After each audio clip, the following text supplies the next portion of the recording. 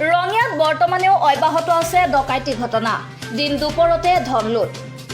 ৰঙিয়া চহৰৰ মাজমজিয়াত ICIC বেংকৰ সন্মুখত ৰাতিপুৱা 11 বজাত এক ডকাইতি ঘটনা সংঘটিত হয়। ৰঙিয়াস্থিত ICIC বেংকৰ সমীপত এজন লোকৰ পৰা লুটি নিলে নগদ 5 লাখ টকা। ৰঙিয়াৰ প্ৰতিষ্ঠিত ব্যৱসায়ী কৰ্মচাৰী এগৰাকীৰ হাতৰ পৰা দিন দুপৰতে লুটি নিলে ধনখিনি। ৰঙিয়া ষ্টেট বেংকৰ পৰা 5 লাখ টকা উলিয়াই নিছিল প্ৰতিষ্ঠিত ব্যৱসায়ীৰ মেনেজাৰ শৰৎ চন্দ্ৰ নাথে।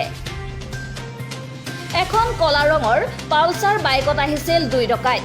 ঘটনা সংঘটিত হোৱাৰ লগে লগে ৰঙিয়া আৰক্ষী ঘটনাস্থলীত উপস্থিত হৈ তদন্ত আৰম্ভ কৰিছে। উল্লেখযোগ্য যে যোৱা কেইমাহমান ধৰি এনেবোৰ ঘটনা সংঘটিত হোৱা নাছিল যদিও আজিৰ এই ঘটনাটোৱে ৰঙিয়াবাসীক হতভম্ব কৰি তুলিছে।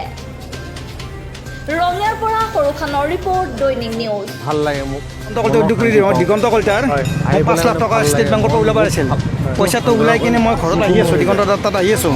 আহি থাকোঁতে পিছফালৰ পৰা মই গ্লাছত চাই আছোঁ, মই সেনেকৈ নজৰ পৰা নাই।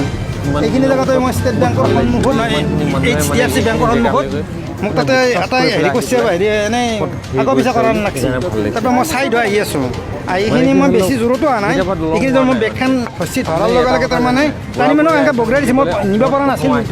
যেতিয়া মোৰ গাড়ীখন পৰি গৈছে তেতিয়া মোৰ বেগখন নিব পাৰিছে। পালচাৰ গাড়ী, পালচাৰে হ'ব। 2জন আছিল। মই চিনি পোৱা নাই। মুখখন ঢাকা আছে। মুখখন ঢাকা আছে।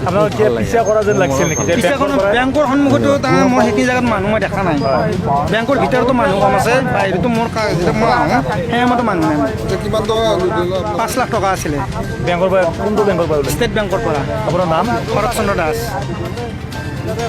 ৰঙিয়াৰ পৰা সৰুখানৰ ৰিপৰ্ট, লাইভ আছাম 24/7। নাই এতিয়া